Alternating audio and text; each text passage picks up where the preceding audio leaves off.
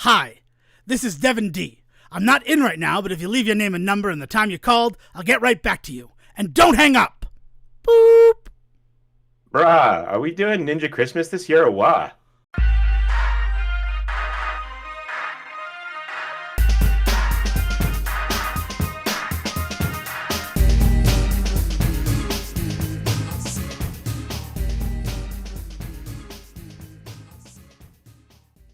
Ba ba ba ba ba ba rum. Ba ba ba ba ba ba rum. Ba ba ba ba ba ba ba ba Not rum. happening. I'm not joining you on this journey, Oh, I Devin, didn't because I think. have one question for you. Was that racist? I felt like it was kind of racist while I was watching it. Oh, it was probably one of the most racist scenes in the film, In a rather especially racist film. especially Neil Israel's cameo character, Mr. Dunbar, saying that we have an Asian American student who was persuaded to volunteer, who set together a traditional welcome Well, routine. well, and like the moment before that, right, is the moment where he's backstage, right, and he's talking to this kid, and he says to him, the very first line he says is, "Let me put this in a language in your language," which I think is supposed to imply like a Surf term, kid. surf language. He means like a But surfer. but but the problem is the more that conversation goes on after that, the more you wonder what he really meant. Yeah, especially, you know what I don't get is he then sits next to the Baba Ram of Mikrab in the audience and goes, I love this kid. This is going to be great. I have had no indication of that up to this point. It Oh no, he's seems, lying. He's clearly lying at that point. Yeah, yeah, right. He's trying to be, like, oh, this is my best student. Wink, wink. yeah. And then the kid embarrasses him. It's a funny joke. Does, Don't you get jokes, Devin? I guess I get jokes. Does Surf Ninja get jokes? Hi, ladies and No. gentlemen. Welcome to the Say Report. I'm Devin Decker. He's Siegen Sarowick. And it's Ninja Christmas 4. Can you believe it's the fourth Ninja Christmas? I'm excited. Like I look, a lot is about to be said about this movie. I am so happy that I spent the time watching this movie this week, and there's a good chance that sometimes before the end of this year, it's probably going to be in front of my eyeballs again. Because this movie, Dev, oh my God. We are doing Surf Ninjas, in case I Yeah, don't we, know yeah, if we haven't said those that. words were said yet, but I mean you pressed play, you saw the title of the episode, but the we are about to do the 1993 classic, right? 1993. 19, that's why we're doing it. It's 30 Yeah, years old, Siege. yeah, Surf Ninjas, which is to my memory, I did not remember this, is a pure Rob Schneider vehicle. I did not remember him being in so much of this. I think that like I kind of like meshed this or equated this with a lot of his Stallone movies and like action. What he was in the other one with Dennis Rodman, right? Wasn't he in one with Rodman and Oh, like I Dane mean, Cook or something? as far as I know, probably. Dennis Rodman was Yeah, I don't never know. someone I ever watched the movies of, but this feels like Rob Schneider's first entry in the trilogy that is then followed up with Demolition Man and Judge Dredd. He Yeah. he wormed his way in to be New Line Cinema's golden boy by destroying what Ernie Reyes Jr. had, and then rose up from the ashes. I mean, Yeah. that's the Um, thing. this movie is yeah, but what this movie is like in its purest form, in the most distilled form of this terrible, terrible film, is the kind of train wreck that you just have. This is what B movies nights were made for, right? You just have to watch this movie because of what a wreck it really is, and in that. It's extremely formulaic, right? So Schneider coming in and basically like being allowed to true scenery, like that's like the only way he gets fed, right? Like is like like that is part of the whole like steez of all of those movies, right? Like you bring in some comedian, probably an SNL alum. If you can't afford that, Dennis Leary is there. But like you bring in somebody to like round out the cast that is like the weird comedy pull, right? And that's just how these movies get made. And there's like a whole other slew of like tropey ass things that happen in this movie. And what's phenomenal is in true B movie form, things sometimes happen in this movie just because they need to. Like not for any like characters will people will act out of character, right? Like things will just happen that like physics will be completely ignored in moments and things like that, just because, well, we need a way for this character to get to this point, either in their emotional journey or in the story or blah blah blah. And then the only way to do that is to just have this happen for no reason. And it's like, what the fuck? Like, magic is real in this movie. Another thing that I kind of had blocked out from my past viewings of this, I never really kind of registered how much magic was in this movie, right? Like, and the movie isn't even sure it wants magic to be real. The ways in which it lets Rob Schneider make jokes about being like magical, but he is in fact actually magical by the end of this movie. So like, you go back and watch this movie a second time, if you're like me, you will. And those jokes are no longer jokes. They're now foreshadowing. It becomes a drama the second time around. Yeah, it really is quite insane, this film. So just for a little bit of place setting, because we've already talked a little bit about Surf Ninja, a little bit more than I would have this early on. Back in 2020, for the 30th anniversary of Teenage Mutant Ninja Turtles, we talked about the 1990 Teenage Mutant Ninja Turtles movie. And that is where we decided that every Christmas, we're going to talk about ninja movies from our childhood. Now, the obvious choice for 1993, especially because we started with Teenage Mutant Ninja Turtles 4 years ago, would be Teenage Mutant Ninja Turtles 3, insert subtitle here. And we're going to cover that one. Don't think that Ninja Christmas has been ceded to the Surf Ninjas. On Christmas Day, you're going to get another Ninja Christmas one where we talk about Teenage Mutant Ninja Turtles 3. But here's the thing. This film, Surf Ninjas, even though it is a whole new intellectual property, it is the third film in a trilogy. And that trilogy features Mr. Ernie Reyes Jr. Because we first saw him as the fight double for Donatello in Teenage Mutant Ninja Turtles way back in 1990. Then in 1991, because of how great he was on set, they decided, let's make a whole new character for Ernie to play. And that's where we get Keno, the 18-year-old pizza delivery boy, who's clearly older than the Ninja Turtles, but treated as if he is younger than them. As if he's the little brother. Yeah, right? like, I'm older than you. I have a license. I have a job. Yeah, I pay bills. Like, yeah, I live in New York City, not with my father. Take that, Ninja Turtles. And at that one, they're squatting with April, right? At the beginning? yeah. So then, those two things happen. So then New Line Cinema's like, oh, you want to do a martial arts movie with your dad as the sensei, but not your father in the movie? Ernie Reyes Jr., you can do no wrong for us. We will give you your own film. And that ends up being a detriment because this film takes so long to get going that he's unable to reprise the role of Donnie's body double in Teenage Mutant Ninja Turtles 3. But more on that next week. But these are the three movies that Ernie Reyes Jr. made in the early 90s. And then he kind of faded away into obscurity. I mean, that's not true. It's right. No, there's for a number of reasons. Not only because he has had other acting jobs since, but acting is also not where he ends up kind of throwing his focus. I mean, if we're going to talk about Ernie Reyes Jr., like, let's do it. Like, because there is actually a really cool history there, right? So his dad, Ernie Reyes Sr., is actually also a martial artist, as you mentioned, also in this film, playing his sensei in this film and teaching him martial arts and stuff.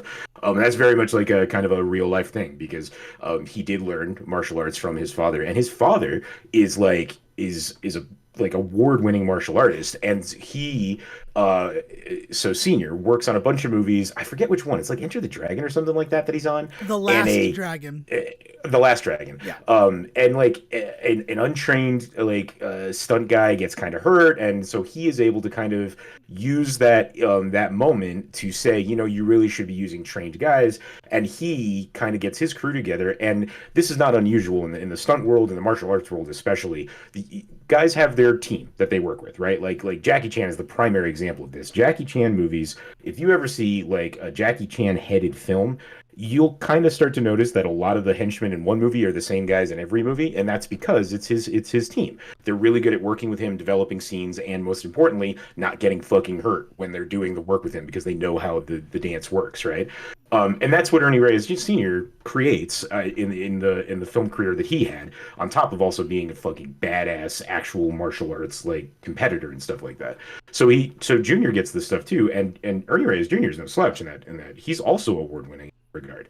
Like he ends up working with his father, and they do they start a company that's a martial arts demonstrations thing where they like go around demonstrating like traditional martial arts in really cool ways and stuff. A lot of really cool like diversity, like community building type stuff and things like that. And that's what they do, as well as make movies. Right. So like we can lament the fact that we didn't get enough Ernie Reyes Jr. because I think that he is a phenomenal martial artist. And again, we do get to see him in some other films later on, but like he's in like The Rundown, which we have definitely gushed about. Like Yeah. he's the guy, I believe, in the bar, if I'm not mistaken. And like he's got great on-screen roles for us to look at. I mean, I love Kino, right? But at the end of the day, he's been doing other stuff that is also this, but just in a different realm. So like, I don't want to act like this was Ernie Reyes Jr.'s like big like flash of the pan flare up, and then he was never heard from again. Right, that's true. I mean, that I'm being hyperbolic when I say that, but he never really got the chance to shine the way that this trajectory kind of wanted him to. No, I can't course think of not. another This movie where he's I think the lead. Yeah. Like, Yeah, and I think you can point a real strong finger at this movie and say this is probably the reason why. oh yeah, definitely, no doubt. Yeah. But he is still out there. He's performing. He's doing the Comic-Con circuit. He's been working, steadily ever since Surf Ninjas. But this was his chance to climb to the top of the heap and be like, I've made it. And then Surf Ninjas happened. And it's just sad on a level. But that's one of the main, again, it's 30 years old, right? So it fits what we are looking for the perfect Ninja Christmas movie. But then, Jim, did you remember this movie before we watched it for the show this week? So I remembered a couple of different things about this movie. Not everything, for sure. I remembered that the Game Gear was huge in it. Hashtag Game Gear Gang. Huh? Hashtag Game Gear Gang. Yeah. And then like come to find out in watching it this time, I learned about how truly tied to the Game Gear this movie was, and we'll definitely talk a little bit more about that. I mean, Sega like financed like a third or more of this movie, right? But then I remembered Rob Schneider was in it, but as I mentioned earlier, in my head he was the smaller role that was there in the beginning and wasn't there. Part of me even thought he was kind of antagonistic, like not like a straight up like bad guy. Like I didn't think he was one of the big bads, but I thought about him being more of an asshole. And I think I was just kind of, again, equating some other roles that he has had / some of my personal feelings about Rob Schneider, and just kind of imposing them on my memories of this movie. And the only other thing that I remembered was that they go to a place and fight an old man. I didn't remember that he looked like Sinestro, but I remember there being this like underground fight. And like in my I think that again I'm conflating it though with a bunch of movies that I was seeing at this time, because I was super into the martial arts movies and super into these and into video games and all of that stuff. So like, if weirdly, both things related to this movie and Street Fighter. So I think the other thing is that I also conflate a lot of the underground stuff with when they get to the base in the underground base in Street Fighter, a movie that his father was supposed to be in, by the way. Did you know that? Yes, I did know that. Yeah, Ernie Reyes Sr., I believe. Yeah, to the point where like there's like models of his character that was supposed to be in that used in the video game for Street Fighter that aren't in the movie. Yeah, he was going to be Akuma, and then Akuma was cut because we have too many characters in this movie already. Yeah. Let's not use the secret character nobody knows. So I'd be forgiven for kind of conflating this movie with some of the Street Fighter stuff as well, You'd also right? be forgiven because the costumes that are worn in Sriwan are the same costumes that are worn in Bison's base in Street Fighter. Yeah. Same costume designer, just like, oh, these blue jumpsuits with the red helmet, Yeah. That's really striking. So a lot of my memories of this movie are completely marred by the fact that I was watching a ton of other movies at this time, and I never really came back to this one regularly enough to solidify them as like surf ninja ones. Because like we've talked about this a little bit when we've talked about Three Ninjas before, right? And that whole franchise, I used to watch those movies all the time. So like I have key memories about Three Ninjas, about like certain nights, like when I was hanging out with my dad watching it, pizzas that I ordered for the first time I had a pineapple and ham pizza was when I was watching Three Ninjas. Like that, like I could talk about Three Ninjas with like an accuracy to a fucking T, right? But when I think about Surf Ninjas, for some reason, this movie just like floats out of my head, and I think about every other movie I watched at that time instead. And that's completely understandable. For me, it was the Game Gear connection because I had a Game Gear. So like I so badly wanted the Surf Ninjas game. And in Surf Ninjas, the game that Adam says he's supposed to be playing is Shinobi. And the Christmas afterwards, I got Shinobi. So I don't know if my parents heard me say, I want the Surf Ninjas game. And then we're like, oh, we got to find that fucking movie and find whatever game they talk about in that. And that's why I got Shinobi. But that's the story in my head now. And Shinobi on the Game Gear is the best Shinobi game. Come fight me about it. It's so good, the Shinobi game. The Surf Ninjas game for Game Gear is not so good. I tried beating it before we recorded this episode. I made it to the 3rd level. I wouldn't have made it past the 2nd level if we didn't live in a world where people are digitizing video game manuals. Because there's a double jump in that game that if you don't know how to do it, you cannot beat the 2nd level. It is a required mechanics, and they don't ever teach you it. They expect you fully to read the manual to know how to do it. And even then, this technique is so deep into the manual that, like, a kid would not get that far. We talked about this before, man. Like, it starts to get to a point where you wonder if this is the Nintendo manual lockup, right? Where, like, but you need to have the password that's written in the manual in order to go further. And it's just like, what the fuck? Like, so if you rent it or if you get it secondhand, like, you're screwed. Yeah, and that was a big deal in the early 90s, so it's not completely outside the realm. An additional one on that, just because we're talking Game Gear right now, the X-Men game, the manual specifically talks about you'll get, like, Nightcrawler and Rogue from 2 specific levels, and they're swapped in the actual finished product, and that upset me so much as a kid. Like, I can't beat that level. I bet if I had Nightcrawler I could. Well, that's why you can't beat that level, because Nightcrawler's at the end of it, kid. Like, go chew rocks. But yeah, the Game Gear of it I loved. I totally loved the Game Gear of it because I had a Game Gear, so I felt like connected to the movie for that reason. So, Did your Game Gear play real life? No, it didn't. And now, God, I can't wait to talk about that. The other thing I remembered, definitely Rob Schneider, because his whole what if storyline, where he thinks he has the what if power, I have always kept that like just tucked away in my mind, which is really terrifying when I saw this movie the one time in theaters. I don't think I've ever seen Surf Ninjas outside of that one time at the Gardner Cineplex, like 2 blocks down the road from the diner in School Ties, where we saw Surf Ninjas summer of 1993. And that was like the end of it. Like, never saw it again until now. But then the last thing that I could reach into my mind and pluck it out right now is that fucking cactus candle that Zatch uses to blow up their house. Oh man, when he just sets it next to the oven. He turns on the gas. Bold move. It's the movie's full of bold moves, and then you're like, but why though? Like, why was that the answer? Why was that the only answer, right? Yeah. Like, blowing up the house? Really? Like, they ran away. They were down the street. What did blowing up the house get them? It killed any of the members of Colonel Chee's army who were inside of the house. Yeah, fine, but there was tons more of them.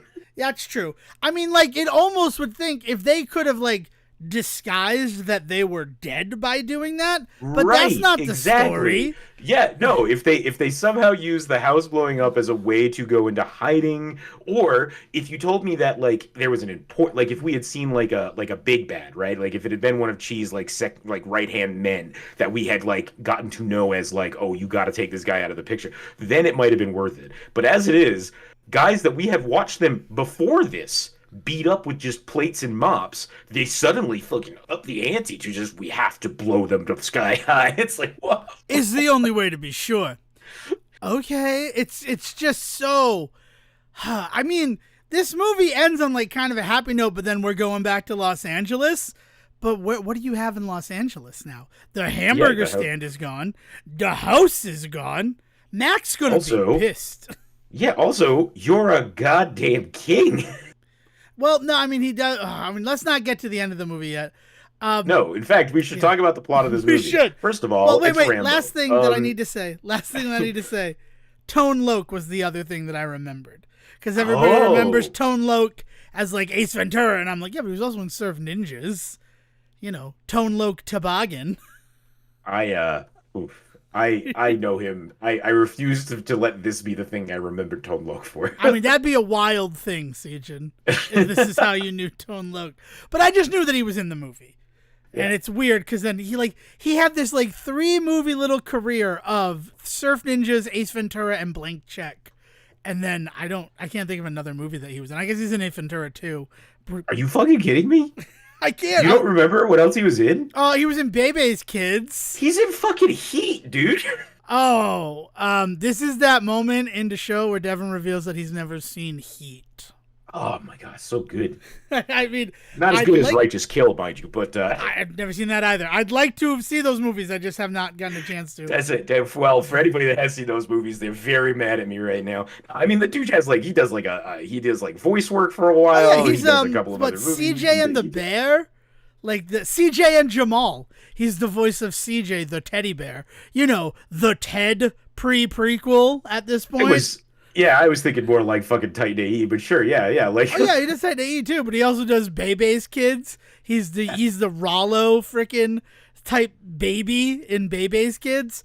God, Bebe's Kids is a movie that existed. Now I'm on his IMDb, and I have to say this: he must have made real good friends with Leslie Nielsen, because a couple of years later he shows up in Spy Hard. I mean, I can't. Yeah. Okay, so that's what we knew about the movie before we watched it again. Let's talk about the plot of this movie. I believe somebody said Rambo. Were those the words that came out of your mouth? Yeah. So we're gonna take 2 seconds to talk about the writer of this movie, and I'm not giving you more than 2 seconds, and you'll know why once I start talking about it. But the writer of this movie, Dan Gordon, let's just say that he writes some pretty similar action films, including Rambo: Last Blood, which is like.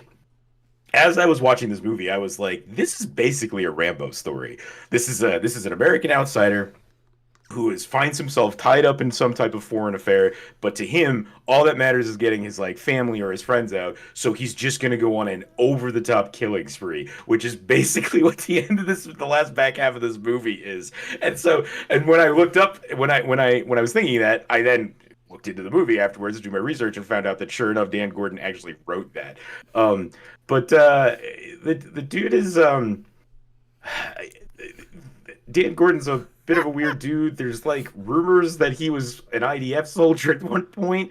From what I can tell, he was born in America, and I don't know how the rules work with that. Like, I don't know if that's like something that you do, because he is Jewish. So like, I don't know if there is something to the idea that at some point he felt the need to go back to the home country and like join up. But I'm like, not just what gonna a wild plant time. trees. I'm gonna actually make a difference. Sorry, that's what. That's what they do. Yeah, I thought you were saying you were going to do something. No, I was like, I'm what are you saying doing? like that had to have been what his thought process was. Keep moving on. He wrote Passenger 57. That was the movie he wrote before Surf Ninjas. Mm-hmm. I mean, yeah, he writes these he also wrote like The Hurricane, which is like a phenomenal Denzel Washington role.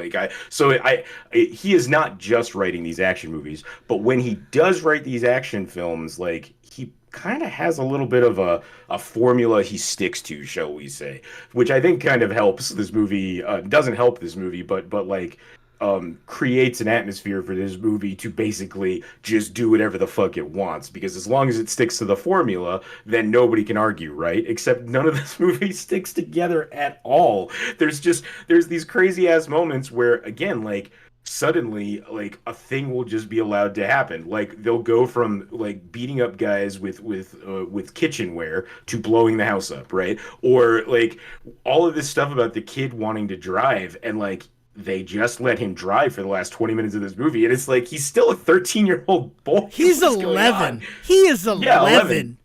Yeah, there's the yeah. The surfing in like for the like is this movie is clearly a comedy, right? Like there's no denying that there is an over the top slapsticky nature to a lot of moments in this movie.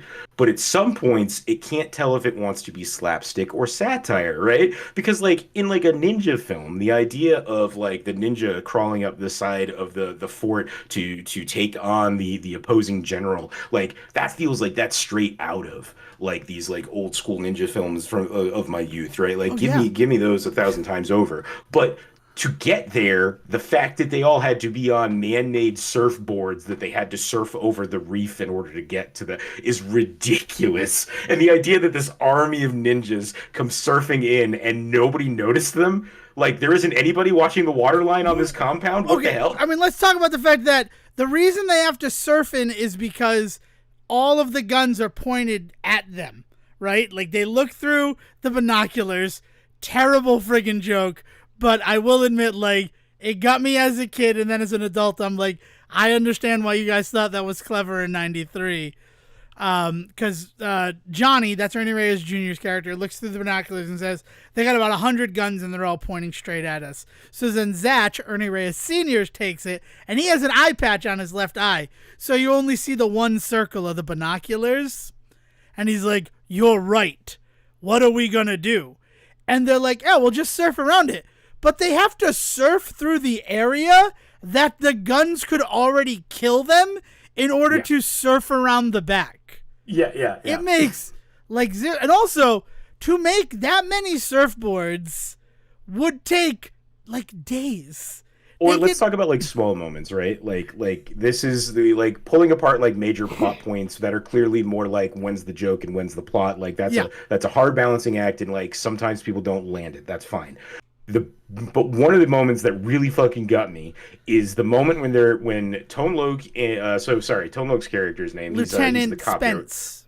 Yeah, so Stintz, is that what it is? Spence, like Spencer, but Spence. without Okay. the ER. So Spence and Adam, the younger brother, have both been taken, right? They fell down the side of the mountain. Tries to pull his badge for some reason, thinking that's gonna. I don't know. Did he think that was gonna work? Like they didn't. I expected them to give him a joke after it didn't work, showing that he knew it wasn't, but it was like, well, we're just shot, like something like that. No, they don't even give him that. He is legitimately surprised that when he pulls his LAPD badge in this foreign country on this dictator's army, that they don't care. He's like, whoa. Well, why wouldn't that have worked? Nobody respects the badge. So so the two of them are now in the back of a truck, shackles on. They are surrounded by this quote unquote chain gang of like other like people that have been captured by this army, right? And then Johnny, Ernie Reyes Jr., breaks in through the top, kicks the crap out of a bunch of guys. Great, okay. He tosses the keys off of one of the guys to one of the other prisoners, and then proceeds to have a minute-long conversation with Spence about how are we supposed to get out of these shackles. And the entire time I'm thinking, he just had the keys. He handed that guy the key. He handed that guy the keys. And then Johnny pulls out a goddamn sword and breaks the chains on Toad Look. It's like, he has the keys, guys. We don't need to be doing this. What is happening? The entire time that moment was happening, all I could think was, he just threw that guy the keys. He just threw that guy the keys. Why are we doing this? Yeah, that is a moment that definitely stuck out for me because it made no sense. Because also, all Johnny does with, I got to get the name of the sword. The Oh, name, because it's the short sword. Yeah, it's the weird short sword, but it has a magical name because it oh, is the like sword, an the actual Excalibur sword's name. I sword. thought you Yeah, meant the type of sword it was. the Yeah, yeah. Quan Su blade. Uh, he cuts the chains, and then magically the shackles also fall off. Right. Like it's like Yeah. it'd be Well, like if you magic cut. is real in this Yeah, movie. magic is real in this movie. The Quan Su is a magical sword, but it's one of those really weird situations where like they have the keys. That's how they're gonna get out. Oh, he chopped through the chain connecting the shackles to each other. Oh, but they could have gotten out of the shackles anyway. Because they Yeah. don't like the shackles aren't shown to break or anything. They're just like, oh, we could take these props off now. Yeah, okay, yeah. So it's basically, I don't know if this is accurately what it is in the movie, but this is what it reminded me of, is what's called the wakizashi, the smaller sword that a samurai would have. Mm-hmm. So he's got multiple like weapons that have been kind of bestowed upon him in this. Like the way in which they outfit him. Right. And that makes sense with some of the stuff about how he is supposedly the chosen one, to the point where he's never had training but somehow is amazing at martial arts and that kind of He'll thing, be right? an Like, even greater warrior king than his father. That's what yeah, the prophecy says. yeah. A So lot of prophecy in this movie. we've been kind of leaning on the magic is real in this movie thing, but we should talk about this now, right? Like, as we talk about the plot of this movie, like, this is all Yeah. about a young boy who finds out that he is actually the destined leader of this foreign land, right?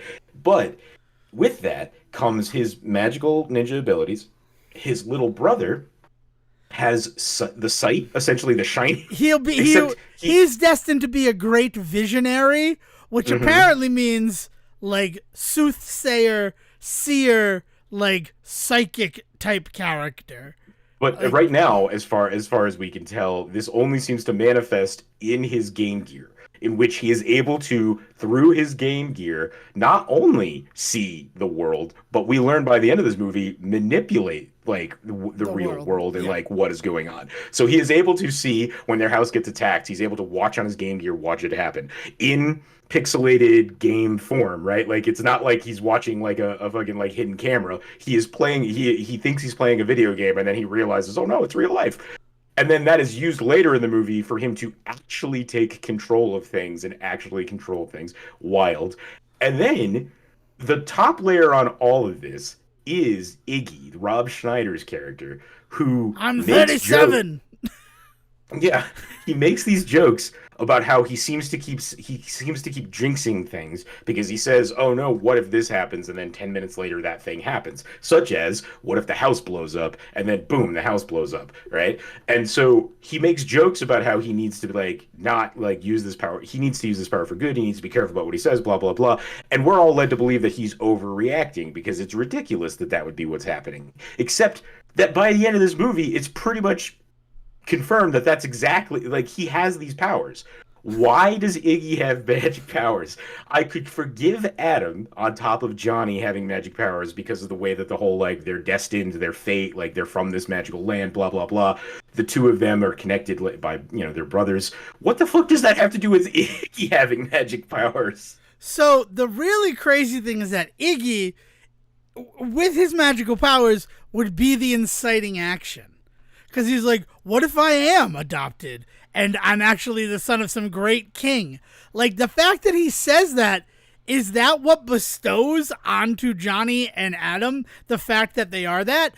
One would believe no, because Zach is already in LA and protecting them from the forces of Colonel Chi. But he said it, and we see that his what if powers work. Like, there's that great bit where he goes, what if I lose these powers? Oh no! And then he's like, I thought I lost them. But then they're back at the Imperial Palace, which is the restaurant they go to. And he goes, what if I could actually manipulate the outcome of this fight? And then suddenly they start to win. Because he has the real powers. Why does he have powers? Because his parents are in the biosphere. That's why, Sejin. Like, there's a really interesting, and then they fight against the evil dictator that killed their father. They win, and they win back their land. Like, that's the plot of this movie, right? The evil dictator of this movie, by the way, played by one Leslie Nielsen. Believe me, we will get to that. But there's there is some nugget of a really interesting, fun, like kids like It's martial arts story in here, right? Like the idea of like a destined prince getting magical powers, good fight scenes. Like there's something to that. The fun American friend that also gets to come along for the ride. Like these are all elements of other movies that I quite enjoy. I've seen these in other films and had fun with them. In this movie, it's just they're coming at you so hard and fast, and none of them are landing at any moment. It's like somebody's trying to do like a like a shotgun blast of spaghetti at the wall, and none of it's sticking. so my biggest complaint about this film is that we never got to see Dan Gordon's original vision. Dan Gordon wrote this movie, was supposed to direct it, but then a producer saw the first person he cast to be a stereotypical surfer in this land where they live in Los Angeles. It's Surf View, California. They go to Surf View Junior and Senior High School. They live in the land where surf is king. And he cast somebody who was like a good stereotypical surfer guy, and the producer fired him on the spot because that kid is stupid. And it's just like, well, I guess you didn't read the script. Because, like, that's what we wanted for that character. So Dan Gordon is fired from directing, and they go to Neil Israel, who, as far as I can tell, looking at Neil Israel's credits, has only gotten to direct one feature film. And that feature film is Surf Ninjas. Everything else is a TV movie on there. And I'm not saying that that's a problem. The TV movies definitely had a place in the 90s, and now we call them streaming films, right? Neil Israel, fine career, but he gets his chance to do a feature film. And it's Surf Ninjas, and the first thing that he does is start to fuck with the fun adventure a la the Goonies script to make it funnier. And it's not just Neil Israel, it's also Rob Schneider. And the humor in this movie, aside from the aforementioned eye patch binoculars bit that did get me, is one of the weaker parts of this movie. So he also does the Pauly Shore breaking the rules this year. He does he directs Bachelor Party. What are you talking about? Neil Israel? Neil Israel's directed a ton. He wrote fucking my bad. Real I forgot. Genius. Okay. He didn't do anything feature after this movie.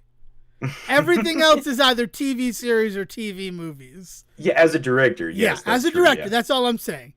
Well, he directed something called Do Over in 2002. No, I'm kidding. He also did Shasta McNasty. Yeah, like he was a real director. You're not wrong. I forgot about he directed Bachelor Party, Moving Violations, Americathlon, all that. But then he comes up to Surf Ninjas. Oh, and then he does TV series movies. He does 2 Mary-Kate and Ashley direct-to-video films. Like, I don't know. People look at this film and what happens with it, and he is part of the blame, just looking at the trajectory of his career. Like, they lay some of the blame on him. And somehow Rob Schneider comes out smelling like roses.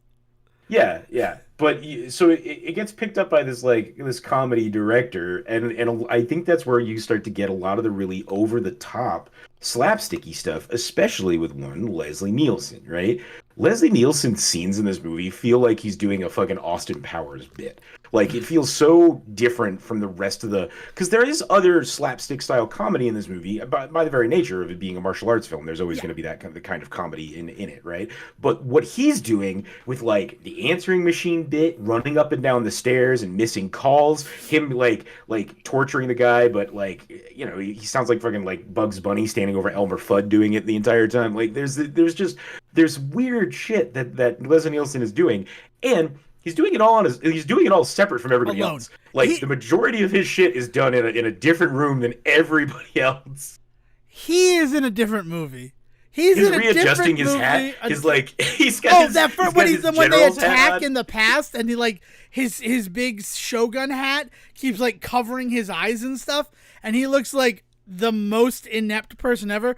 Leslie Nielsen It's a freaking bit from Spaceballs. Like he's Yeah, doing the yeah. Spaceballs bit the entire time. He is simultaneously Destro from G.I. Joe, Darth Vader, Dark Helmet, specifically as like two separate entities of what he's Mhm, building into his character.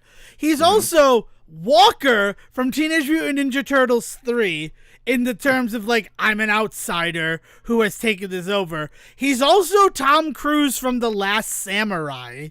Like, he makes the character like makes no sense. No one could play him but Leslie Nielsen. Oh, and he's a cyborg because when he attacked the village and it got Johnny and Adam like sent away from Quan Su and over to Los Angeles to be raised in secret, he was crushed by an elephant. Yeah, like an elephant that knew damn well what it was doing. It guns for him, crushes him, and then looks to the sky in like yes, my No, he kill. also scratches. He does the foot thing when you're putting out a cigarette. He Hmm. like does that and then looks up. Like, I did good, Dad. I did it. Yeah. This was for you, Papa. I'll never forget. Because he's an That elephant. elephant See? got more character development this entire movie than basically any other character. Why is it revealed so late in this film that Zatch is their uncle? I don't know. Like, if it Why were. is he not their dad? No, legitimately, like, wouldn't that be such a better reveal this entire time? And their dad felt the need to stay behind in the old country to like protect the people that were left and didn't want his kids there, so they send him off with their new dad. But he clearly they know each other because we saw that moment when he's like, "Get the kids out of here!" Like that whole thing, and then the reveal after he sacrifices himself and takes a bullet for his son. No, not that. Has to be the uncle. Why? Because then they're not crown princes. Like, Yeah. but what you're talking about is totally doable because Colonel Chi came in and took over their land. All right. So the fact that like I'm the king who was usurped by the cyborg general, and now that you're of age, the prophecy says you will join me and we will take back our homeland.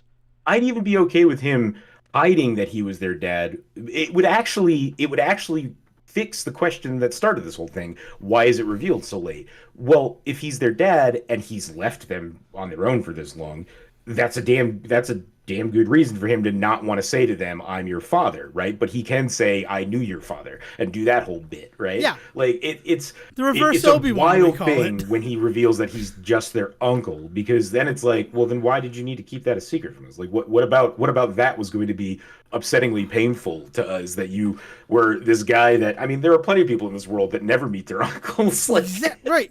And like it's weird that Mac doesn't say this is your uncle. He knows. All of this is known. It's so weird that like that's if he were their father and they went through everything and he felt the desire to keep it from them that he's their father because he himself felt disgraced for abandoning his children for his right. homeland and putting Yeah. his faith in some prophecy that he would see them again. Well, first of all, it would be Sonic Underground. She longs for her children, but she has to wait to act too soon would seal their fate. But that'd still be fine. Sonic Underground gets 65 episodes out of that bullshit, and they never made the leap home. Man, now I'm sad about Sonic Underground. Is that the one with him in space? Yeah. No, Sonic Underground is, well, they're on a separate planet. He has a brother and a sister. Yeah, like green and a pink one or something, Yeah, right? Manic and Sonia. Yeah. Yes. And they're all voiced by Steven Urkel. They're all voiced by Jaleel White. Can you believe that? 3 separate shows with one guy playing the character. It's crazy. Oh man. Yeah. And then so you have this whole Leslie Nielsen bit that's going on. You have the story of Johnny like figuring out that he is this like character. There is also this entire weird subplot of this woman that he is quote unquote betrothed to. And this is when a really important question comes up. Probably should have been asked earlier with some of the Rob Schneider stuff, but I'll ask it now that there's an actual like danger in the room. What does age mean in this movie, Dev? Because fuck me, I couldn't figure out anybody's age, what they were supposed to be, who it was okay that they were flirting with, who it kind of wasn't. There was all sorts of weird shit going on in this movie that revolved around the fact that I had no fucking clue how old anybody was or was supposed to be. So we are given the age of two characters. Only two characters tell us their actual age, and it's supposed to matter. Johnny reveals that he will be 16 in 2 weeks. And the whole prophecy is that on his 16th birthday, he will return and liberate the land of Quan Su. So, like, we know that he is 15 years old. By that same measure, Adam and his desire to drive, he cannot do that because he is only 11 years old, right? That's the thing. Because when Zach breaks in, he's like, look at that. You guys would all be dead. How easy it was for me to break in. And Adam's like, I'm 11. You want to kill me? I'm freaking 11. You're a grown man. You can murder me. I'm 11 years old. What am I supposed to do? Tell a It's teacher? even better than that, though, because his attitude the entire time is like, whoop-de-doo. Like, yeah, you broke in and snuck up on an 11-year-old. Good for you, aren't buddy. you the It's best? Like, shit. fuck you. Old. Like, it's just...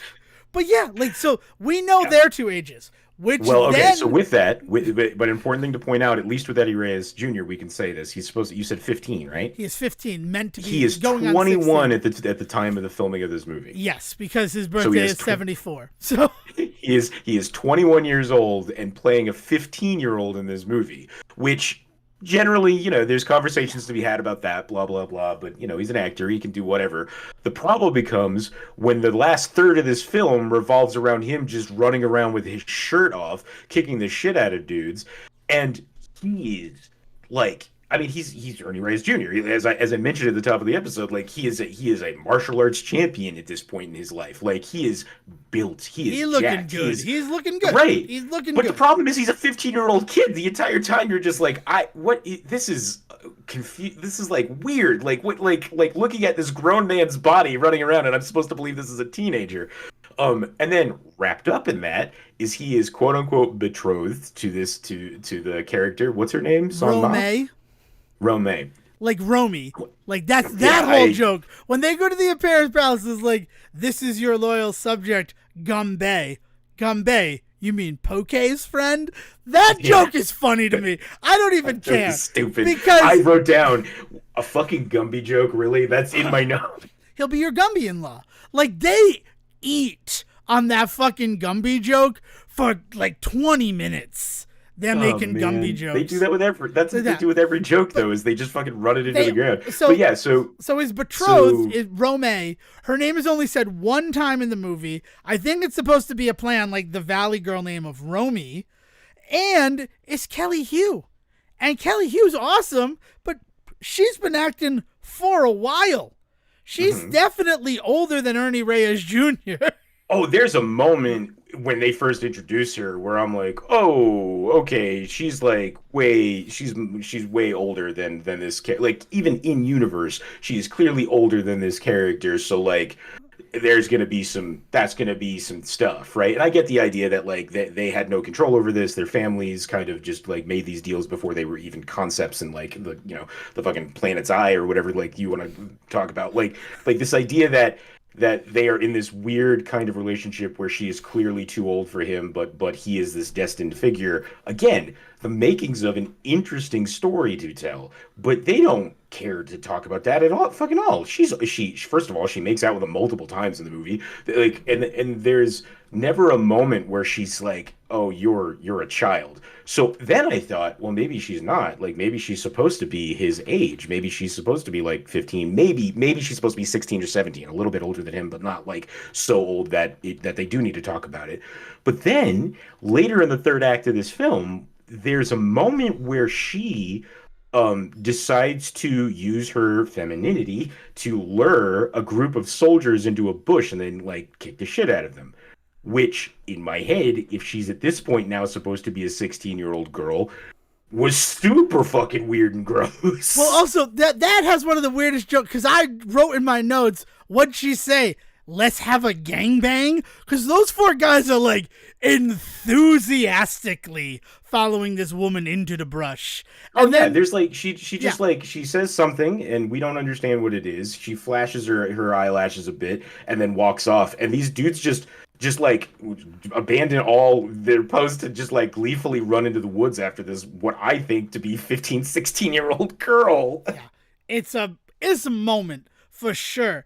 But then like Johnny even says, "What did you say to them?" And she's like, "You'll find out on our honeymoon." And I'm like, what did she say though that is then going to be appropriate on the honeymoon? Because she said it to four dudes, and all four of the dudes were like, "Yup, it's supper time." Yeah, I like the age thing to me is unforgivable, but I'm not gonna yuck anybody's yum if they want to experiment in other ways. But the age shit is just like that's not gonna fly. It was just so weird to me, like what ages were supposed to mean there, right? But then layered on top of all of this, the one thing you can never forget in this film is that Rob fucking Schneider is there, right? And like. What is his fucking deal? All right, well, he is supposed to be in high school with them. So the weirdest thing is that the trivia for this film says Rob Schneider is playing a 19-year-old, though he was 28 at the time. He explicitly says that he is a junior in high school. He isn't. He's like at most 17 years old. That's why he's the one who driving that freaking Volkswagen thing. It's just beautiful. I will interject here on one ground. He is also clearly an idiot. So, like, what they needed to do was truly establish his actual age and then say he's still a junior, right? So if he is 19, like, that becomes part of the character, right? Is that he's 19 years old and still a junior in high school. And the only kids he can get to hang out with him are these two weirdos, right? Like that again is character building that this movie just doesn't care to do. The other whole part of the character is like in the beginning where he breaks in and he's making the omelets and Mac's like, "Where are your parents? Why are you never at your house?" If he's 19 years old, he's an adult. So, like, in addition to, like, being a moocher and a freeloader at their house, he's an adult who just kind of does this. And to be clear, how old did you say he was when he was making this movie? 28. He is 30 years old by the time this movie comes out. Yeah. So, then the other thing is, he has two moments where he pretends to be their uncle. And he has the line, "I'm 37." He also has a Hitler mustache when he's the Scottish dad from So I Married an Axe Murderer in a wheelchair. like that Hitler stash, I'm like, that was a choice in this kid's movie. What the fuck was that? Like, but by all accounts, he should be younger than 18. He should still be a minor based on a lot of his characters. The movie doesn't care about that. The movie will do whatever is best in service of the joke, which is something, but he has to be a little bit older because it is very well established that Johnny and Adam, neither one of them can drive. So honestly, it seems like as much as you're like, oh, you only got these two weirdos to hang out with him, it's also, well, this guy has a car and he'll drive us around. Yeah, so even though he's from their point of view, yes, but from his point of view, why is this 30-year-old man hanging out with these children? Right. I don't know. Like and they're like best friends. In this world. And he's not a surf ninja. He doesn't surf. He has so much wax on his board you could be making candles, which is a nice touch. I have to admit, where he's like, gotta wax up the old friction human to water, device. Yeah. No, but I mean, he is such good friends with these kids in this movie that there is a moment where before shit hits the fan, he's hanging out with the family, and their adopted father is like making comments about how he never stops eating, or like he's always he is such a part of their family that even their adopted father, welcomes him to the home and has a relationship with him, and it's not necessarily it's not like I'm gonna be nice to you because you're my kid's friend's relationship. He is like mean it to him. I plenty of people who did that coming into my house where like my mother had real relationships with these people. I remember I was at work once and my friend Rusty, I've told that story before, and he just like came and sat on the couch because he just needed the place to be and watched. He's like, does he like the West Wing? I don't know, Dad. I can't answer that question for you. Like it's a type of relationship that does exist. But what is just so crazy that okay, this is so divorced from everything else. But like he's making food in the kitchen of the hamburger stand that they own, which is Max Surf and Turf, which is not surf and turf. It's surfing, drop the G, turf. It's so freaking rocket power. I kind of love it.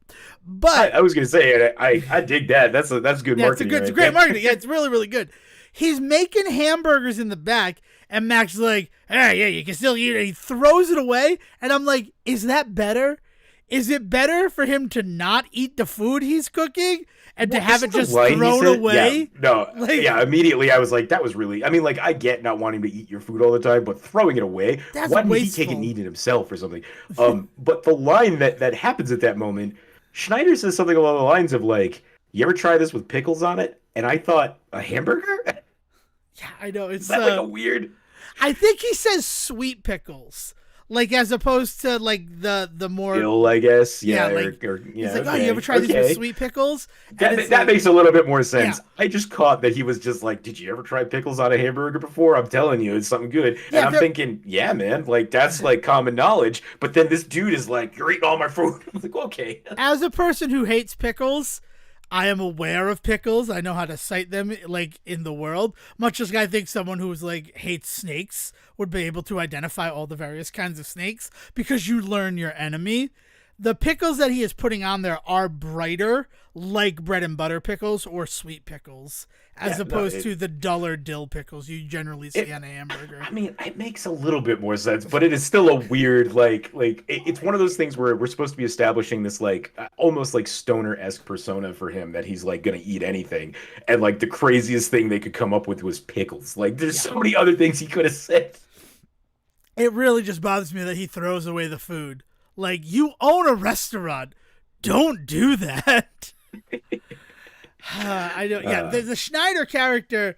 Yeah, if he's actually like a 19, it's wicked strange. Like the character already is odd, but he acts so much like he's like some kid just like them. I'm a junior who's friends with a 6th grader and a sophomore. Like this is not. It doesn't feel like Rob Schneider is sitting there doing anything that's making anybody else uncomfortable. Like everybody is just on board with this 30-year-old man hanging out with them as if he is a 18-year-old, right? Like he's like there is nobody or there's no moment in the movie where anything is mentioned that feels weird. Nobody bats an eye. And then in terms of the production of the movie, he's got like dyed hair.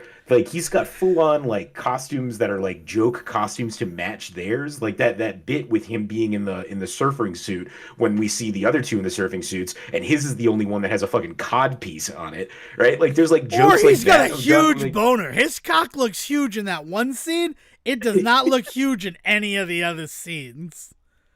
The movie just wants to like really lean into like highlighting, like literally highlighting in the case of his hair, like this highlighting this Rob Schneider character as if he is supposed to be this just like oh that goofy friend that's always around and like we're all okay with this, but like you're sitting here watching this dude that's at least 10 years older than like so if he's 28 and Reyes is 21. That's a little bit better, but 7 years is still a bit of a distance for comedy, right? And then add to that they're both supposed to be in high school, and it's a whole other fucking kettle of fish.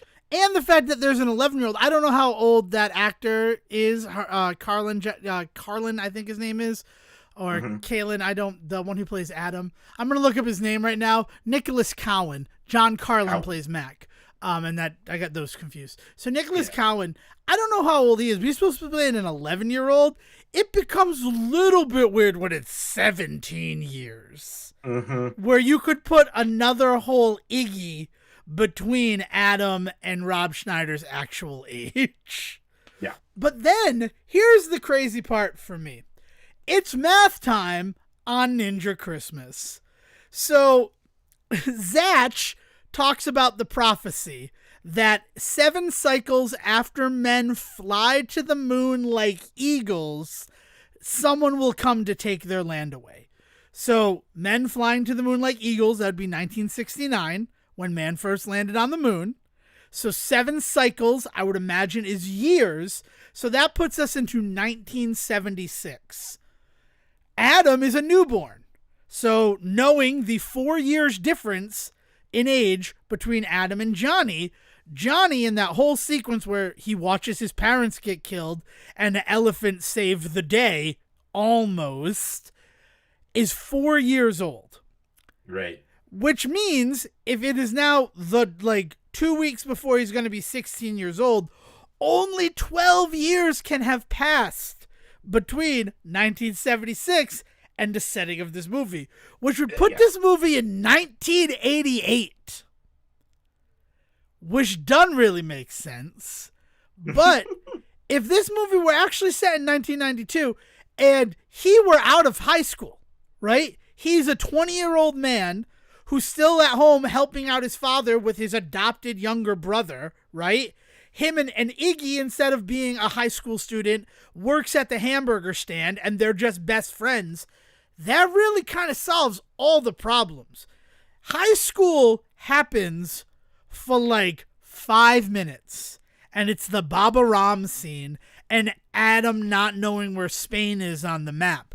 But I think he can be forgiven for that, because the montage where they take a ship from Los Angeles to Patusan, which is located in the Philippines, they show them going across the North Atlantic Ocean. So the movie doesn't fucking know geometry either. And by that, I mean geography. But yeah, it's, yeah. But there are these things that, to the point where you have to wonder what the joke is, if there is even a joke on screen. The crazy shit like that happens in this movie, and you're kind of left scratching your head well, now, wait a minute. This thing that you had me laughing at 10 minutes ago is now crucial to the plot, a la anything that happens to Iggy in the first half of this movie, right? And then, or there's stuff where you're well, I didn't laugh at that because I thought it was just a bad movie mistake, but now I'm getting the feeling that that's just the level of comedy in the rest of this movie, so maybe that was actually a joke. Yeah, that is just so strange to me. But by making them high schoolers for literally one joke that doesn't really track with anything else in the film. Yep. It could be on the eve of his 21st birthday. Once you're 21, you're coming back. It's this weird move to make it a kid's movie that feels super unnecessary. It could have still been a PG comedy extravaganza, without it having to be a kid-focused film. And it makes you wonder if at some point somebody looked at the script for this and was just yeah, this isn't going to work. But if we pitch it to kids, we can at least put it on TV every Saturday, right? Something why? What is the choice to do that, to age them down like that? I don't know. Because outside of that one moment in the beginning where they're in high school, like you said, they're never back in the school again. So I'm 7 years old when I see this movie. I enjoy this movie. I never watch it again, but I liked my time with it. My mother thinks it's the stupidest movie. She's so upset that we're doing this right now. She's just happy because it means she gets to watch a Hallmark Christmas movie because we're recording this episode a little bit earlier so that we can have some Christmas time off. That is the word she said to me when I'm we're doing Surf Ninjas. She said, that's a stupid movie. Why are you wasting your time? And she's not 100% wrong. But I'm 7 years old when I see this film, right? There's the takeaway from everything. And I still connect to the Adam character. Just by having that younger kid there's universal appeal for children. The fact that they're human beings that kind of talk like the Ninja Turtles, and it has ninja in the title, is enough to get me out to the theater. They can be adults. I'm still gonna connect to the kid who plays fucking video games and is a little smartass. Because Well, and that's like what the I main villain was. of this movie being a guy that can't keep his helmet on straight and then gets crushed by an elephant and comes back as a cyborg whose hand can't get wet. Like those jokes also worked for me when I was a kid. I didn't need the school element in order to feel like this was a kids movie. There was already tons of other stuff that would have played just fine for people my age. I don't know why this shorthand was needed to be like, it's okay, kids, you could be involved in the party too, because these are just kids. And I just don't know where that comes from, because Yeah. you could completely remove any of the high school part of this, not worry about labeling an age on Johnny, right?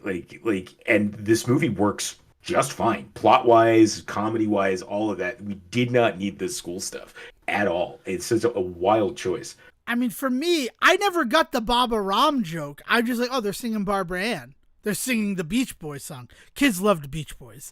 And then what it really feels like is that they're setting up for the joke at the end when Johnny is the king. They're like, we want to introduce you to the Baba Ram of Mikrab, who was born in this very village.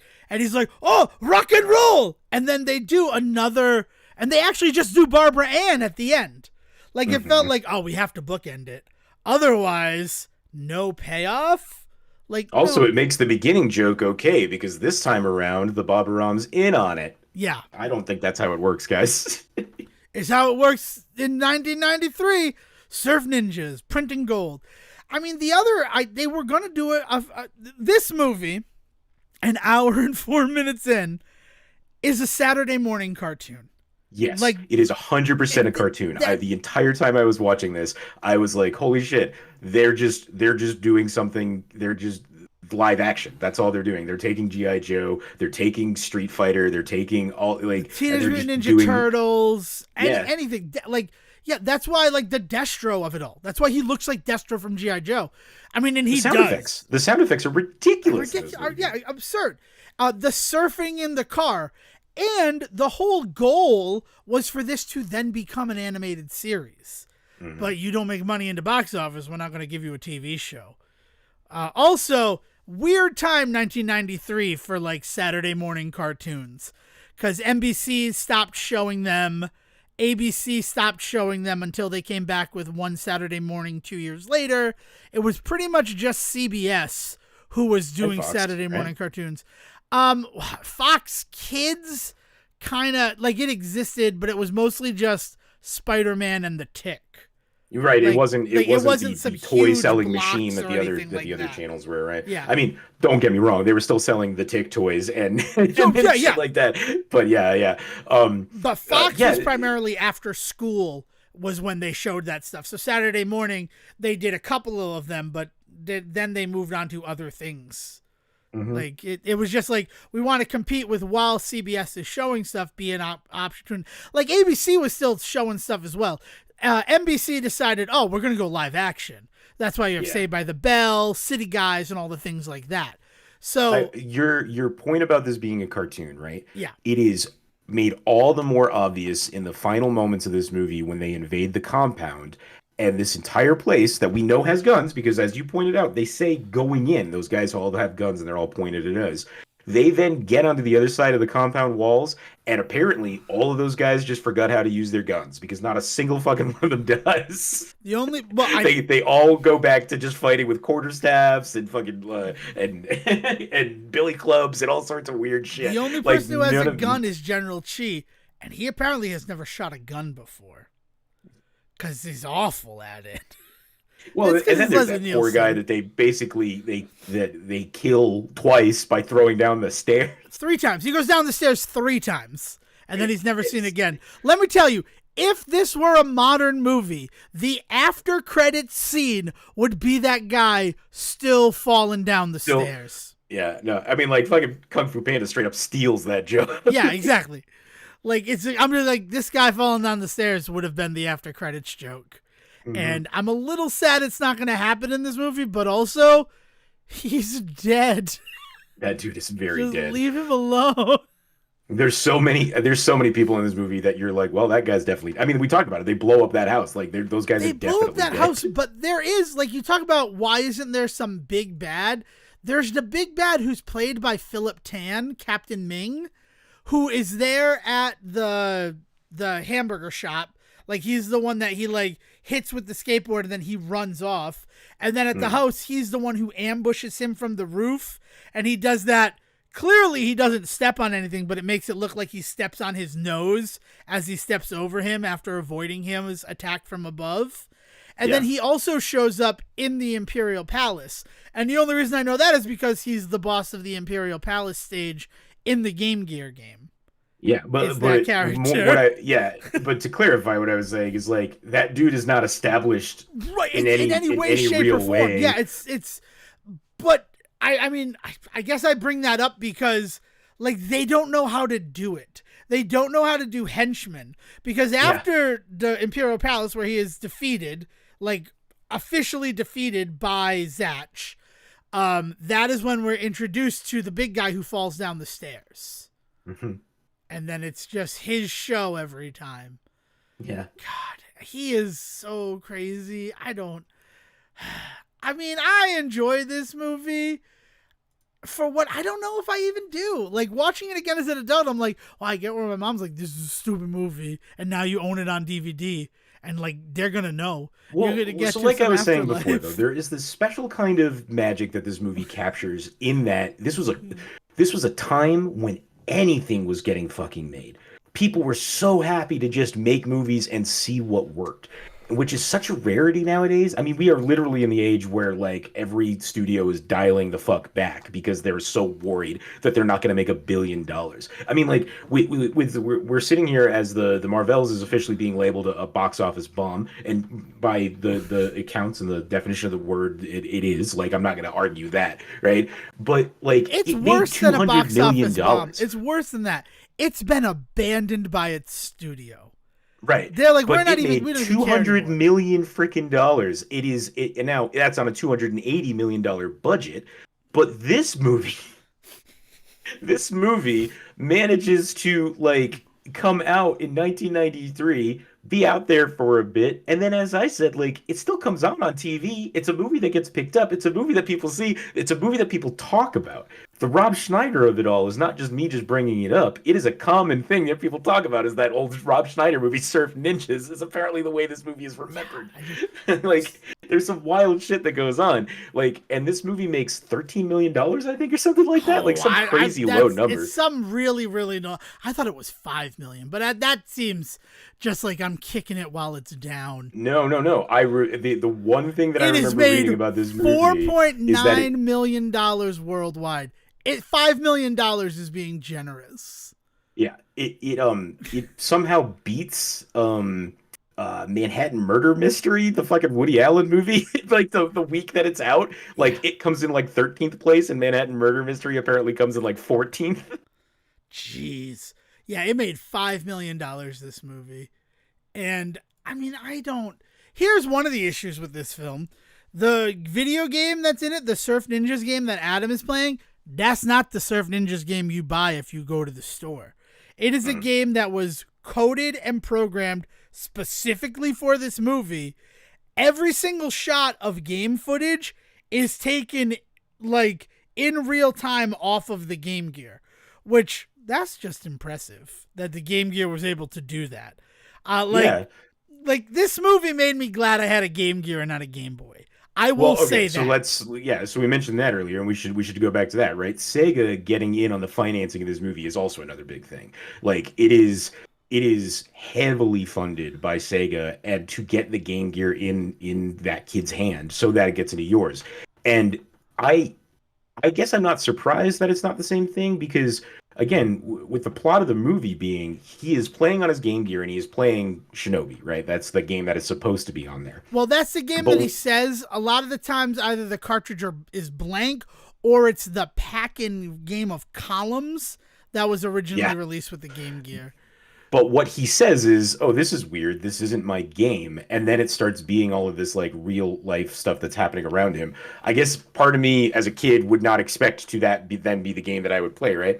Because by all accounts, that's within the magic of the story. That's not a game that exists in that world either.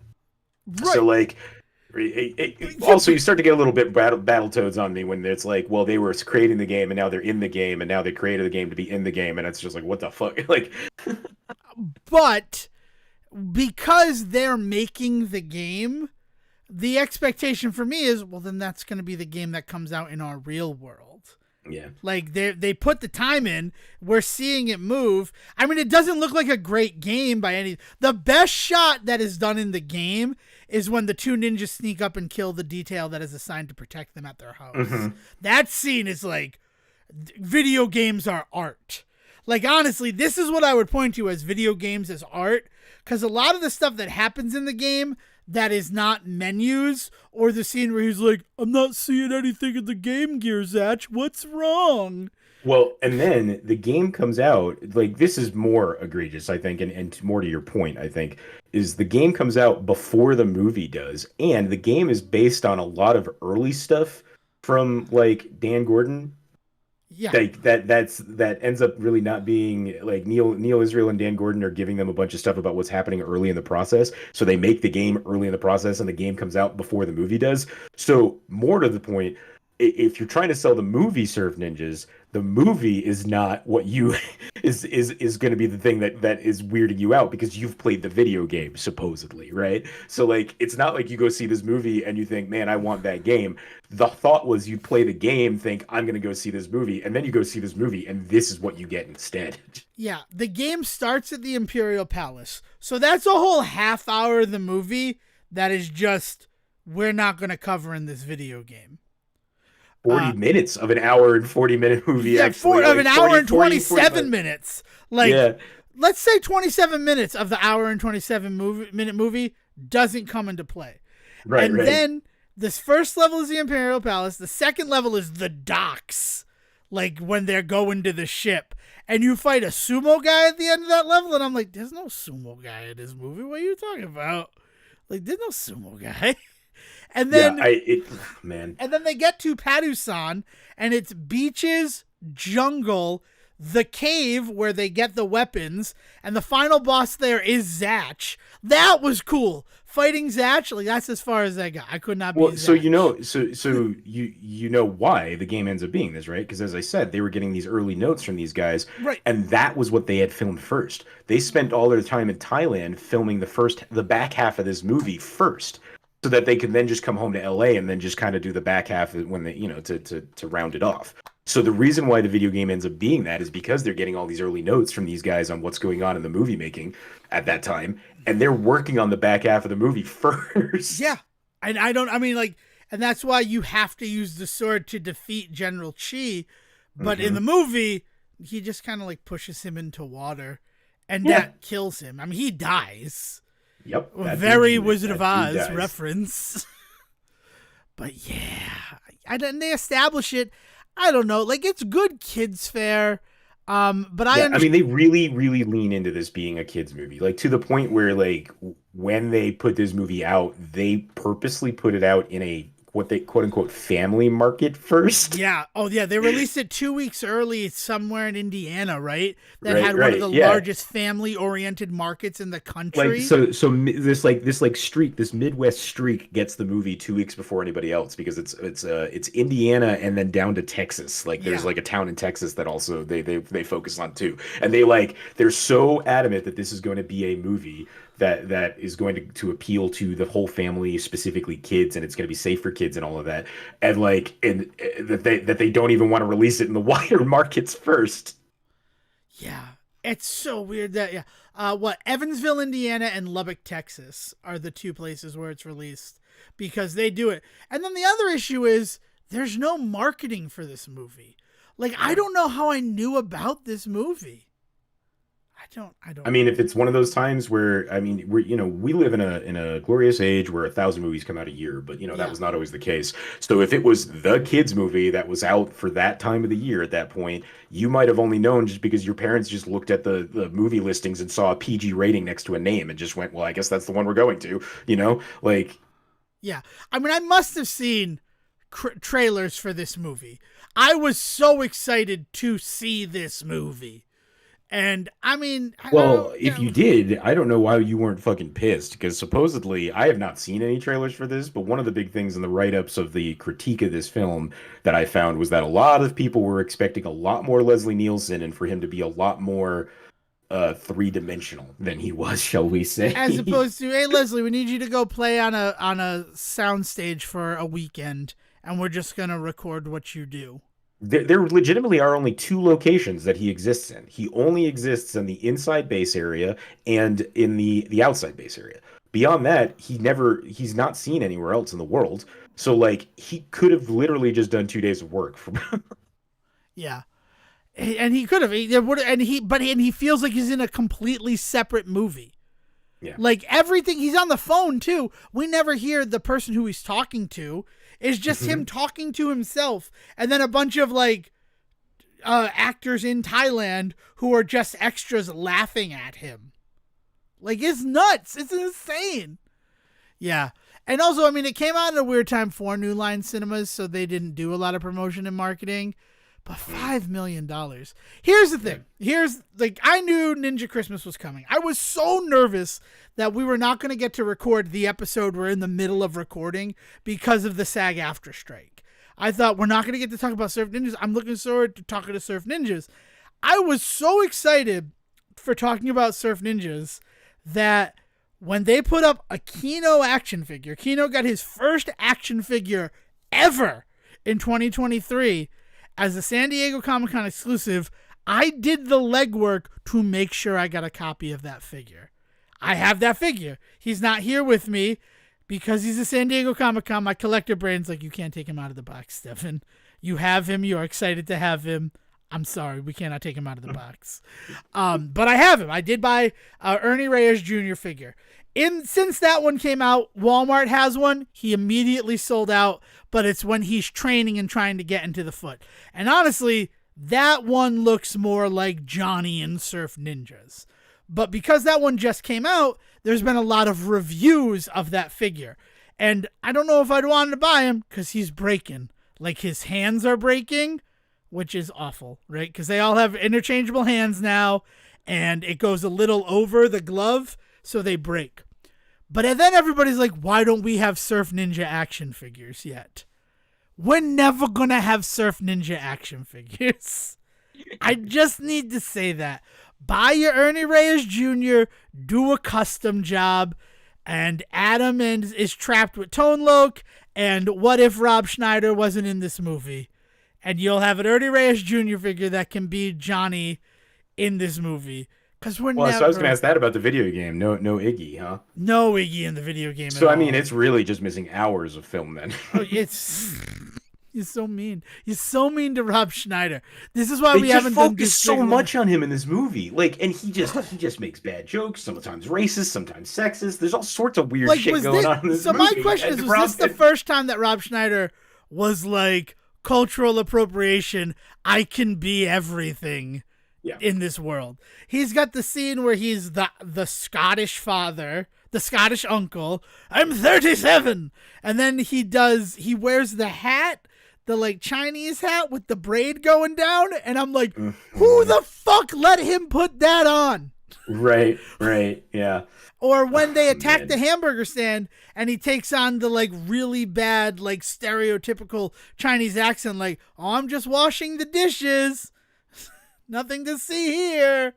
And it's like, why? Why is this in this kid's movie? What? Like, there's so many things like this. Like, all right. So the name of this episode is Quan Su Dudes, right? Because there were no jokes. There was no Splinter saying, I made the funny in this one. It just unfortunately doesn't happen in this movie. But you know, Quan Su Dudes at the end, and he's like, they freaking love that. I think it means free beer. Why is the 11-year-old given that line? I don't know what beer is. I don't know, man. I don't know what comedy is anymore. I don't know what storytelling is anymore. Because there's that scene where Zatch, which, time out on Zatch for a second. Is he supposed to be like a takeoff on Zatoichi, the blind swordsman? Look, there's a lot of little stuff like that in this movie where I'm like, are they hinting at this, or is that just, do they just stumble and fall into this? Yeah. Because they go to what they call, what's the name of the village? Ponta-Su. But they go to Little Ponta-Su, in, which is supposed to be a joke on like little China and things like that. Like these major metropolitan areas that are broken up like that, right? Mhm. And like that's a good joke, but I also kept wondering like that sounds like Lilliputians, which is about Gulliver's Travels and him going to an island and then helping out these people and like and all this. And I was like, there's no way that's what they meant. There's no way that's where they go. What Is it about though? And that's so much of what this movie is you thinking, oh, they couldn't have meant that as like a joke. Oh, they couldn't have meant that as an important plot point. Oh, they couldn't have meant that as a character. And then and then like 5 minutes later, you're like, or maybe they did though. Maybe they did actually mean all of this. no, they didn't because that joke. It's called Pantasu because they can make the Porta Sand joke, like those little toilets you see in parking lots. No, not Porta Sand, Pantasu. Like that's where that joke was written. Yeah. Oh, Yeah. what if we name it like the shit houses that you see at festivals? But Zach, after he finds him, he's like, search your memories. Do you not remember? And it's like, that's not how memory works, man. Like, I'm not going to be like, oh, I remember when I was 4 and watched my dad die because this guy with an eye patch is telling me to. And you want to Right. talk about the ableism, like that was in Daredevil when we did that for our very special episode last month. All of the jokes from Rob Schneider about Zach only having one eye. Like, it got to a point where I'm like, I'm done with these. Uh-huh. I'm Yeah. I Long John Silver here, Winky the one-eyed black belt. Keep an eye on my friends and keep the other. Oh, like, why? What is happening? This is for children. I don't know. Like I said, I'm gonna probably go back to this movie at some point. Maybe before the end of the year, Oh, maybe a little I'm bit gonna down watch the it with line. At Dale. some point, it's gonna get in my head that I'm gonna want to watch Surf Ninjas again. And that'll be a great night. That'll be a great night. It is a bad movie. I am not sitting here telling other people they need to see it. I am not saying that it needs to be re-examined in any way. The way you remember this film is probably the way it is, folks. I just know that that is the level at which I am happy to engage with a movie like this. Because at the end of the day, it's also like it's also silly enough to make you kind of laugh at the ridiculousness of it all. They're in on the joke. That is the biggest deal about it. Mhm. It's not like they think they're making Shakespeare and they're making Surf Ninjas. Right. They know that they're making Surf Ninjas. Oh yeah. And that's really what saves the film. Everybody seems to be in on the joke, some more than others, specifically Rob Schneider because he was writing a bunch of the jokes. But like I dig that Tone Loc is kind of the adult in the room. Like, even as much as, like, Zach is there for so much of the movie, like, the police lieutenant who, like, takes their statements, takes it seriously, but then he's like, I think your dad's just in some trouble. He's probably just hanging out somewhere. And then when Johnny stands up, he's like, no, that's not what our dad would do. Like, please don't do that. Like, something is going on, and we need your help. And you see that, like, it's freaking Tone Loc, and you see that turn where he's like, man, this kid... Like, I get it. So that's why he says to the police, please make sure nothing happens to these kids.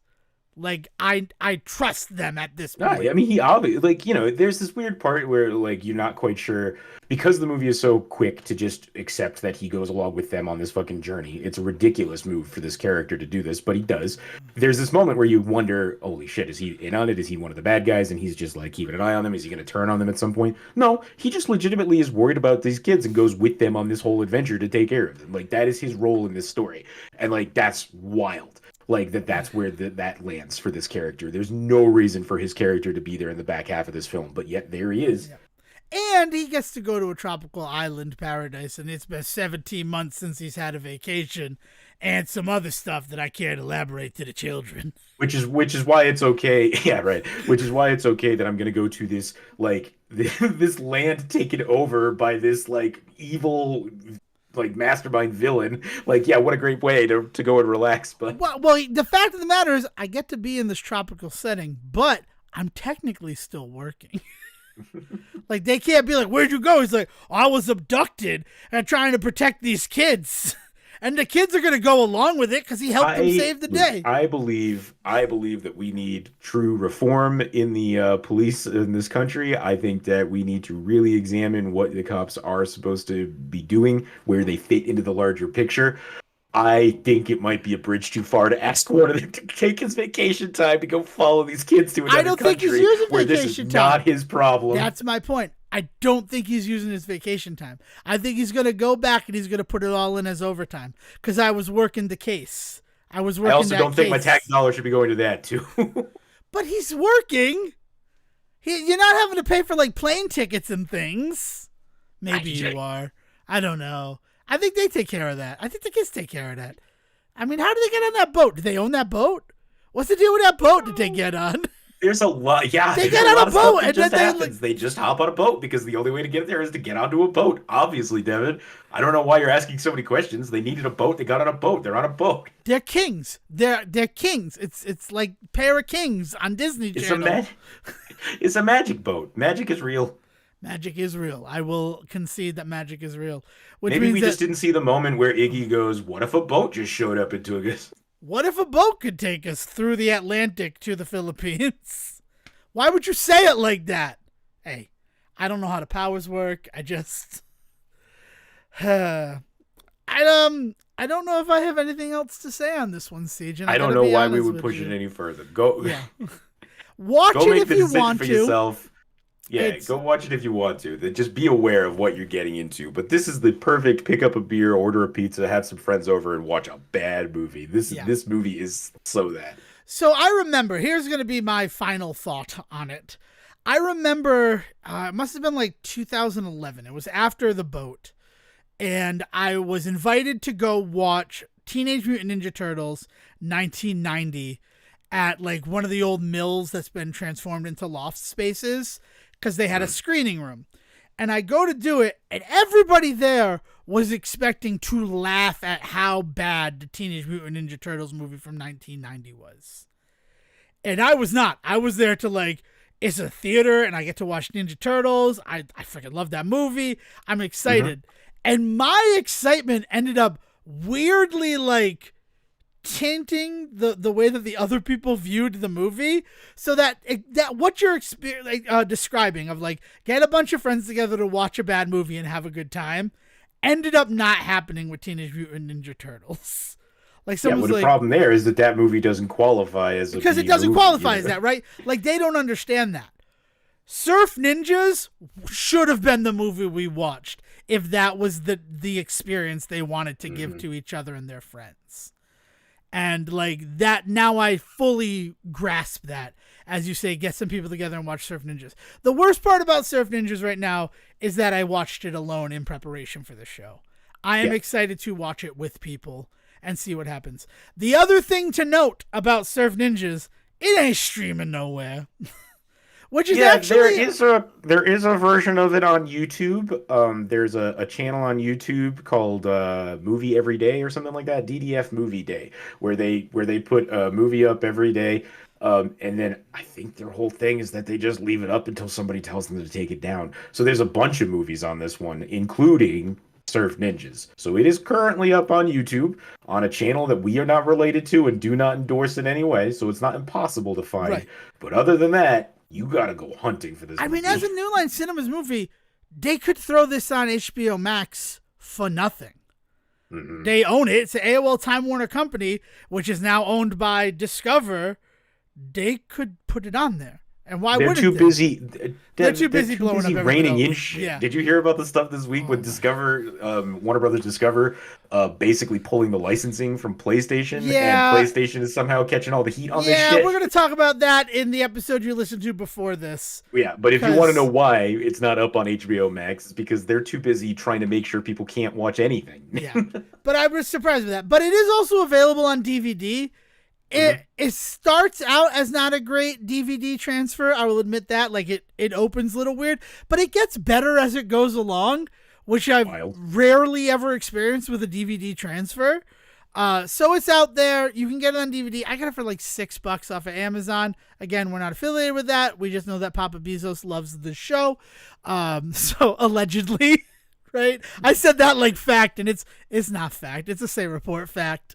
But it's possible to get your hands on Surf Ninjas. So if you're looking for something for a bad movie night, I will agree that this is a bad movie. But silver lining, there are some moments in it. Like, for me, it's Tone Loc Toboggan. Adam riding on Tone Loc's back, sliding down a hill, that by all accounts should murder Tone Loc. Tone Loc should not be alive at the end of that. But they are. Oh no! I mean, the fact that they lean into the throwing the guy down the stairs bit, anything that Leslie Nielsen is doing in this movie, basically, this is a movie where you can be drinking, talking, discussing the wild shit that's happening, questioning every moment of it with your friends, and you're not going to miss shit. Which is what makes it perfect for that kind of atmosphere. Yeah. Is you're not going to miss anything if you start wondering aloud, what the hell is Leslie Nielsen doing in this scene? Because I'll tell you what. First of all, that scene's going to come back 3 more times, and secondly, it didn't add anything to the movie, so it's fine that you talked over it. I have to ask you a question, and maybe I'm just foolish. I watched a lot of things before recording this, and that's on me. I shouldn't have done that. Is Rob Schneider singing what they're doing when they're on the island? He's narrating. Like, he's we get to like a rubber whole, thing, and we gotta go around he reminded it. me of? He reminded me of the bit in Tropic Thunder with Jay Baruchel, where he just doesn't shut up as they're walking through the woods, and he's just talking just to talk. So there's a lot of that, but what he's doing specifically in this movie is he's like narrating them walking through. Yeah, he mentions like we came around a rubber tree and we had to go around it because we couldn't go through it. Like, that's this, right? Yes. Okay. I'm just trying to remember, because like I watched a bunch of shows that had that similar bit. Like, strange enough, The American Dad was Roger being the gambler from the song The Gambler and singing like what really happened that night instead of what Kenny Rogers sang in the song. So like, I'm like, was that American Dad, or was that actually at Surf Ninjas? And it was, right? Yeah, he's like narrating, and it's almost like to be a fucking asshole, Agent. Apologies for everything I'm about to do. He's kind of like Ian McShane in Hercules: The Thracian Wars. Oh yeah, but that's a good example. Don't do that. Don't do that. No, it's a wild moment in this movie where like they're walking, and for no reason he has just been for like 2 or 3 minutes just like narrating what they're doing, to the point where I was thinking, man, this is getting annoying. And then the next beat is Zach, Ernie Reyes Sr. saying, "Do you ever shut up?" And I was like, thank you, I appreciate it. You broke it. Anyway, you know what? Also, fuck Rob Schneider for breaking the fourth wall. There's this moment where he breaks the fourth wall. I forgot about that like fucking stare down the fucking barrel of the camera and deliver that line. Go fuck yourself, Rob. I hate it. I have hated fourth wall breaks ever since we watched Malabana in that weird Latin cinema class, and that guy looked at me after saying how many times he's fucked in his life. Like, you didn't earn that. You didn't earn to stare me in the eye. Oh, yeah, well, we always joked that Sandra Bullock, or was it or who was it? What's her name from Mystic Pizza there? Oh, Julia Roberts. Julia Roberts was the one that started like the whole meta thing, but I'm thinking maybe it was Rob Schneider in Surf Ninjas. I don't know. I mean, Mystic Pizza came out before Surf Ninjas, but maybe it didn't, because maybe it's set in 1988, because it's been 7 years since man flew to the moon like eagles. Well, we don't know how the what if powers work, Devin. Maybe he wished it into existence before. Oh my god! What if I invented meta before Julia Roberts? Jiminy. All right. So this has been Ninja Christmas 2023, part 1, where we talk about Surf Ninjas. It's December 18th when we're releasing this, so this is your reminder that you only have 7 more shopping days to get everybody what they want for Christmas. What? So 7 days, and then next week when our episode drops, it'll be Christmas. So Merry Christmas! I'll say it right here, but also, Ninja Turtles. You get to snuggle up with your family and hear us talk about the worst Teenage Mutant Ninja Turtles movie, maybe? I don't know. How do we feel about it? You'll have to listen next week to find out. Sejan, anything to add to that chilling sort of end of the narrative? I think we should... No, I think we should just bow out before we go too far. All right. So if you have anything to say to us about this episode, it's still the best way to get us is to send an email to thesayreport@gmail.com. Even though we're technically on vacation during Ninja Christmas, people are still checking the email box. So if you have any thoughts about our thoughts on Surf Ninjas, if you're Ernie Reyes Jr. and you want to yell at us for our takes on this film 30 years later, thesayReport@gmail.com. And if it's specifically for myself or Sejin, just put our name in the subject line and it will get assigned appropriately. With that, thank you for joining us for this 30th anniversary celebration of the Surf Ninjas of Surf Ninjas. Will, please bring us home. Thank you for listening to the Say Report with your host Devin Decker and Sejin Serwick. Please follow the guys on Twitter and Facebook by searching for The Say Report, and you can always subscribe on your podcast channel so this is delivered straight to you and you can enjoy it every week. With apologies to your mother, we'll see you next time.